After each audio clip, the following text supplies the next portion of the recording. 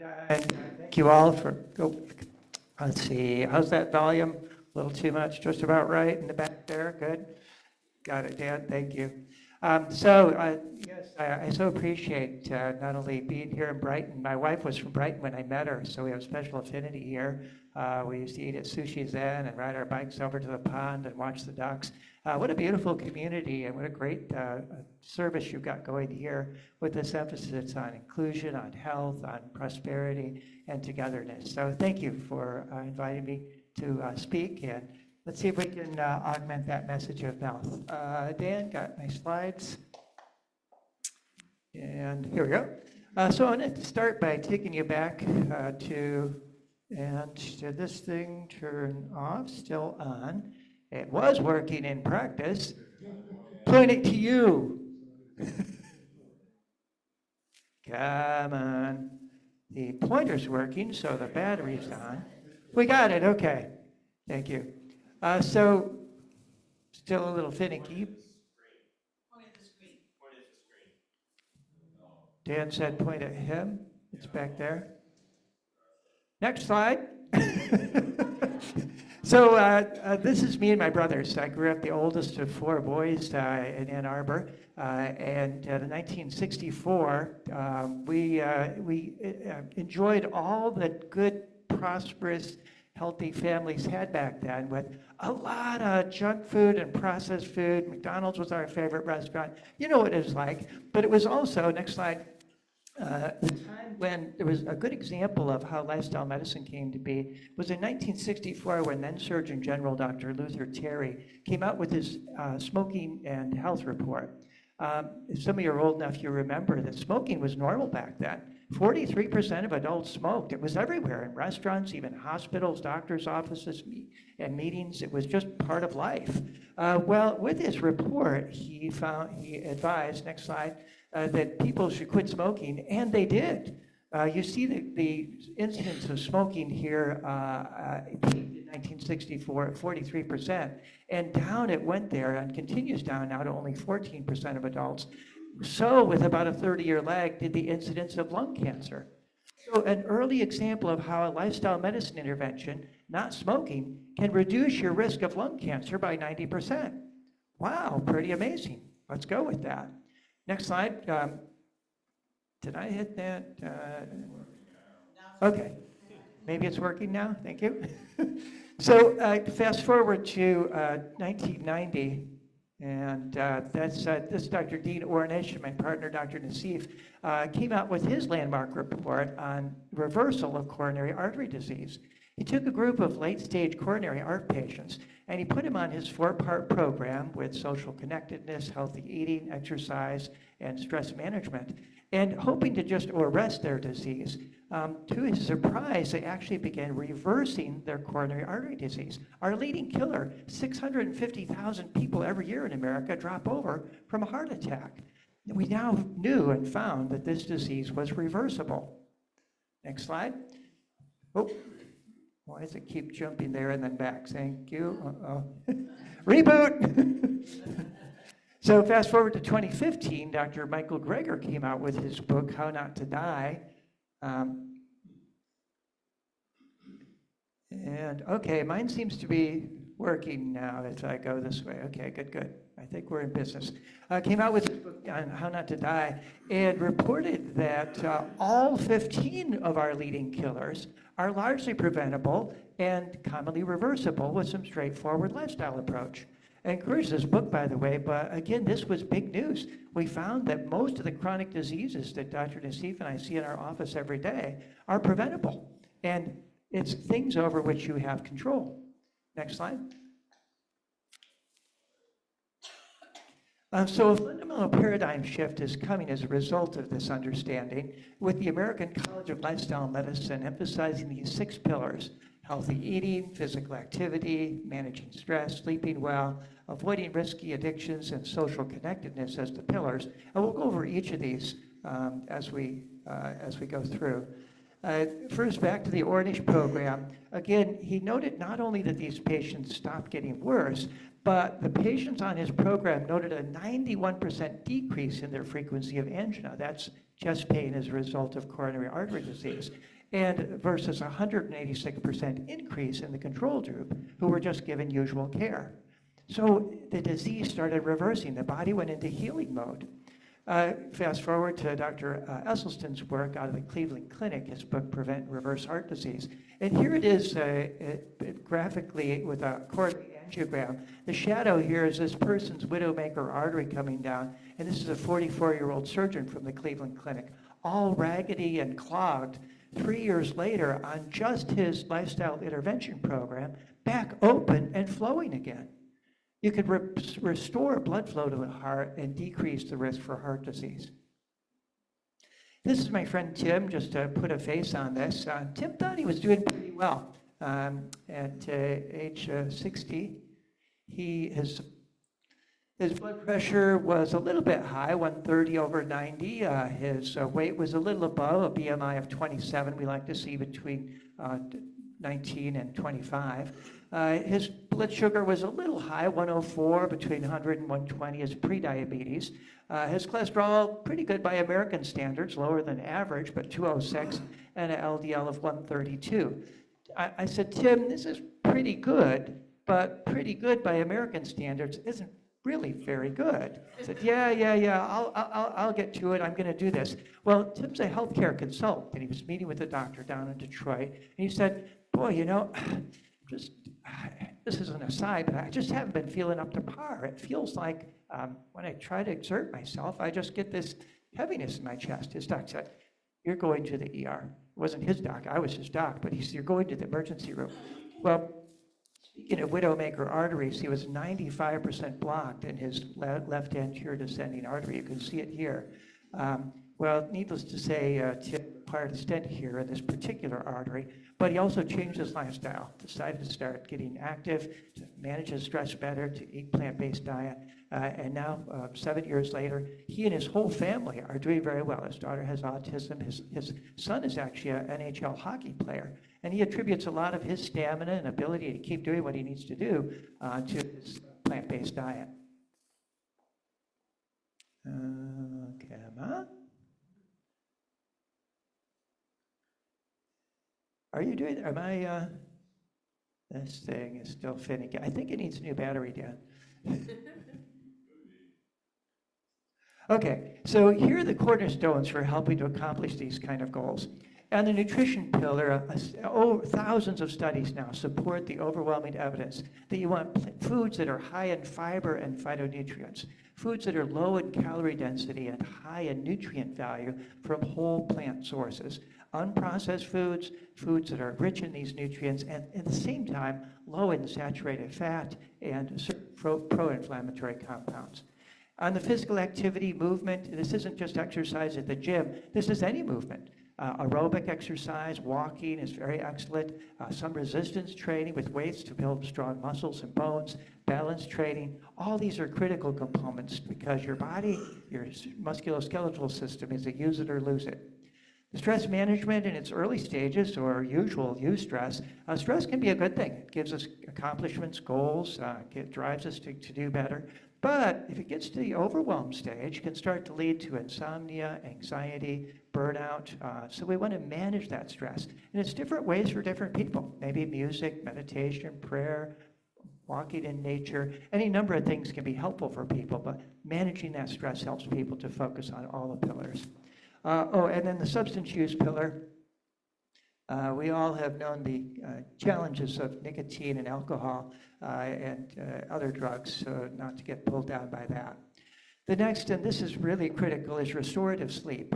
Not just 7 to 9 hours of sleep on average, but quality sleep.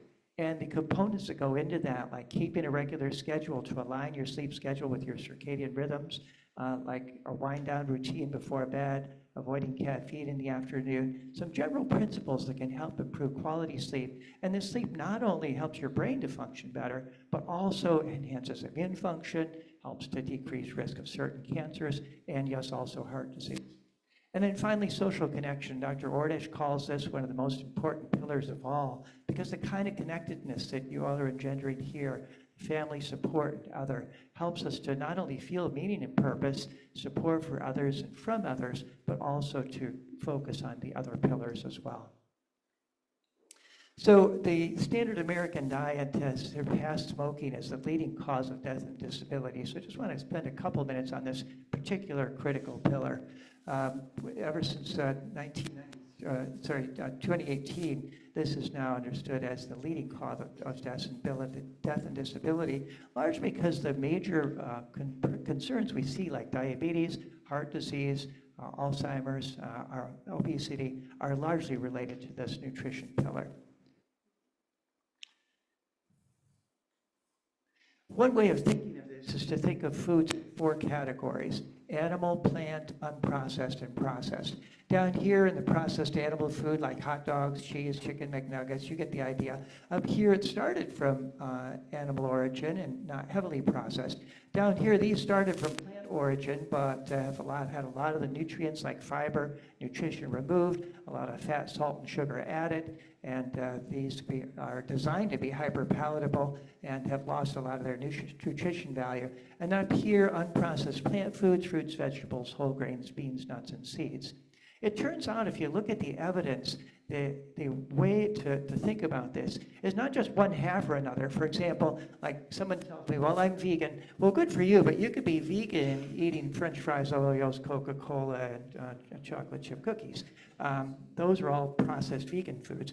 Or I'm paleo, nothing on the bottom there. Well, good for you, but these foods are still high in saturated fat, devoid of fiber and phytonutrients, and heavy in pro-inflammatory compounds.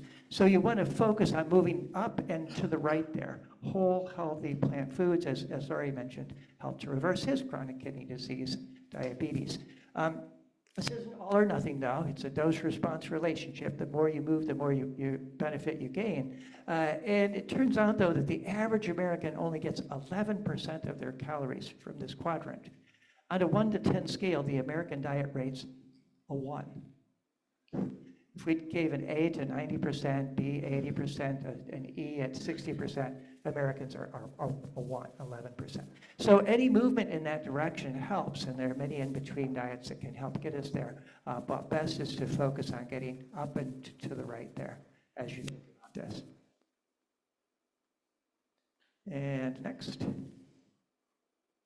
The American College of Lifestyle Medicine has recognized this with their diet reversal plate.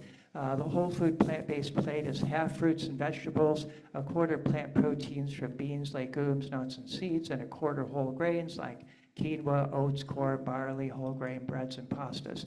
Together, these bring us the vitamins, minerals, good balance of macronutrients, and limited pro-inflammatory compounds that come from the usual diet. So what does all this mean for people with an interest in optimal health? Next. I like this from the American Heart Association. Back almost 15 years ago, they came out with Life's Simple 7, and in the last 5 years, they've added the healthy sleep as Life's Essential 8. And again, very similar to what we see for the American College of Lifestyle Medicine. But putting these into practice in a large U.S. study of over 23,000 adults, participants who scored high on the Essential 8 compared to those with low score. Sorry, the formatting of these slides didn't work so well from translation. But those who scored high lived an average of 8 to 10 years longer, and importantly too, 6 to 9 more years free of cardiovascular disease. Since the same risk factors go for cardiovascular, diabetes, obesity, and other, also much lower risk of other common chronic diseases that we see. In addition, it's the better years. It's 8 essential, less heart attack and stroke, lower risk of chronic diseases, Alzheimer's, obesity and arthritis, and more good years with less disability. But again, it was a dose-response relationship. Each habit that you improve, each thing that you work towards gets you there in improved fashion. So these simple everyday treatments are not exotic choices or procedures or medications or what we eat, how much we move, whether we smoke or vape. ideal 0, our sleep quality, as we mentioned, and these can then reverse the other 4, the high blood pressure, overweight, cholesterol, diabetes, that compound or bring us to ill health. So together, adding years to our life and life to our years. I like this from the Bible, the Daniel fast was sort of one of the early controlled experiments in this regard. Daniel and his friends chose vegetables to eat and water to drink instead of the rich king's food and wine. After 10 days, they appeared significantly healthier and better nourished than the others. The officials adopted this diet as the new standard for the community.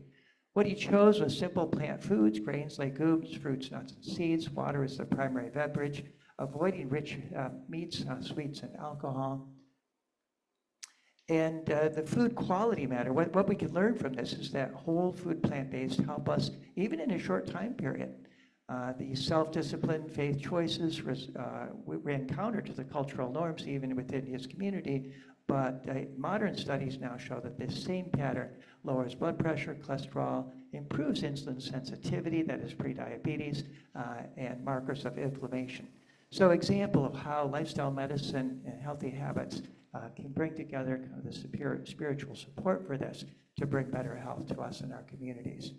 I like this little graphic too, which shows the quality of life on the y-axis here. And as we go through life, start out with good quality of life as a kid, and most people then follow this red line with middle age, some overweight, high blood pressure, pretty big decline here with arthritis, memory concerns, diabetes, and darn, dead at age 73 after 10 years of frailty and significant health concerns, a high cost, and ending up in assisted living.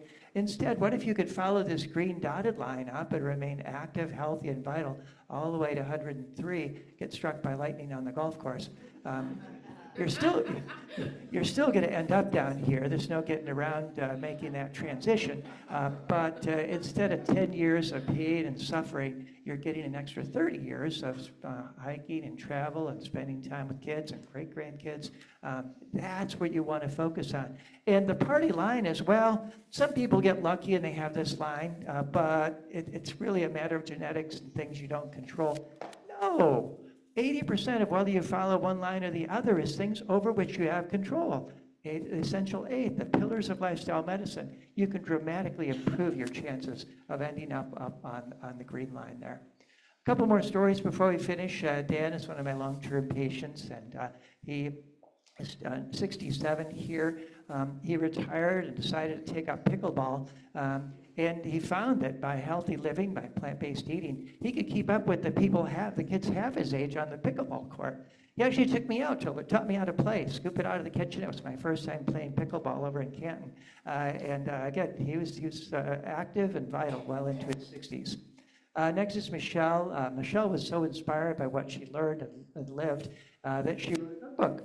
Plant-Based Revolution cookbook. She had me write the foreword here, you can see. And now she's inspiring people all over the world through healthy, easy, simple recipes to enjoy what she has, healthy living through better eating.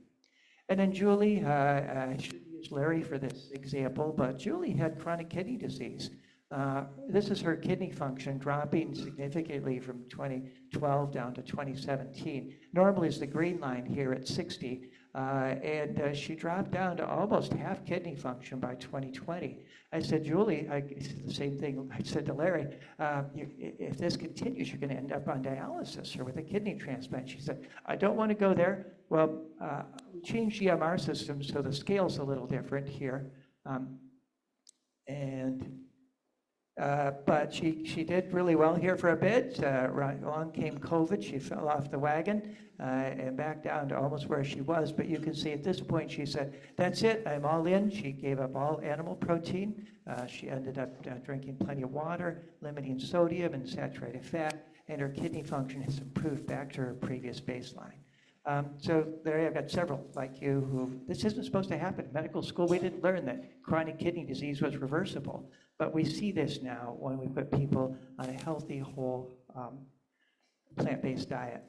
How does this work in the real world? This is my breakfast every morning. I take some steel-cut oats and cook them for a few minutes while I'm in the in the shower. Add some cinnamon, berries, goji berries, ground flaxseed, and a little plant-based milk. Gives me a great boost with some healthy protein. Oatmeal has a particular phytonutrient called avenantramides, which is anti-inflammatory and particularly healthy. Great source of fiber, and these others also support health. Omega-3 fatty acids. You don't have to do it exactly like this, but again, it's what works for me. And tasty too. For lunch, a salad, quinoa and sweet potatoes, combine different legumes, whole grains, and vegetables. Make it easy. Some hummus and whole grain bread with some toppings. That's what we had for breakfast yesterday. For lunch, some kind of legume soups, minestrone or other are easy to do. Whole grain crackers or others with toppings. For dinner, we like to grill veggies on the grill and corn. This is my daughter's recipe for miso stew.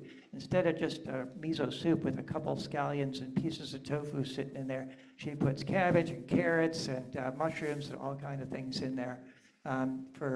Again, great dinners with all these flavors and combinations of things. So not hard to do, actually tasty and fun, as I'm sure we'll see at the potluck in a little bit. One more thing is not just taking care of ourselves, but we all live on this little thin biosphere called Earth. If it were the basketball, all known life in the universe is within this one little thing the size of a sheet of saran wrap. And we got to take care of that too. Without this, none of the rest of this matters. So important to know that every day of whole food plant-based eating saves 1,100 gallons of water, 45 pounds of grain, 30 square feet of forest. Amazon is a tragedy these days, 10 pounds of carbon dioxide and one animal's life. We are, unfortunately, pooping in our own nest. We are abusing the environment, and one of the healthiest, easiest ways to do this is to shift your eating from high-intensive animal and processed foods to whole plant foods, which still consume resources, but much less, an average of 1/13 the amount. And then also, we have to remember that we see this on the grill, might taste good, we're used to it, we've had it, but each of these represent sentient beings with whom we share the planet. And we should be thinking about mindfulness when we eat and where our food comes from and what other beings with whom we share the planet might benefit also from our choices. Some additional resources, if you want to take a picture of this, easy to go to these websites. Physicians Committee for Responsible Medicine has a 21-day Kickstart program. Nutrition Facts is my friend Michael Greger, who has posted thousands of videos on his website, an evidence-based approach to healthy eating, and you can search almost any topic, gallstones, diabetes, whatever. Forks Over Knives, you watch the documentary for this one. It's free, streams online, and it will inspire you. And then their website has great recipes and resources. Plant-Based Nutrition Support Group, a group that started here in the greater Detroit area and now is worldwide with virtual seminars on healthy eating, healthy plant-based cooking classes. Rochester Lifestyle Medicine and lifestylemedicine.org is the American College of Lifestyle Medicine. Great resources available out there. You can even use ChatGPT or Copilot to ask for, design me a menu. I like Mexican and whole plant-based. Get it working for you to help design something that works for you.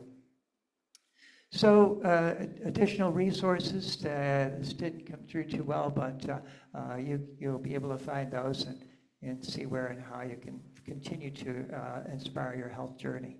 Last story, Alice, one day I was in my office and my medical assistant comes in and she says, this was about 3 years ago, and she says, well, the lady in room 9, she is here for a Medicare wellness visit. She just wants to say goodbye.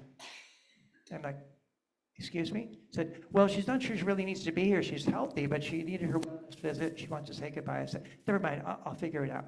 So I walk in and Alice stands up and she says, Dr. Breakey, I'm moving to Traverse City, so I won't be seeing you anymore, but I just want to thank you. And I said, Alice, what'd I do? She said, well, 30 years ago, you inspired me to take better care of myself, get moving, go plant-based in my eating, and look at me now. I'm 68 years old. I feel like I'm 40. I've got normal weight and no medications or chronic conditions. I get to retire, move up north, garden, and be with my family family in Traverse City. She said, you gave me a better life. Like, whoa, Alice, thank you. I said, thanks for the credit, but you did the heavy lifting.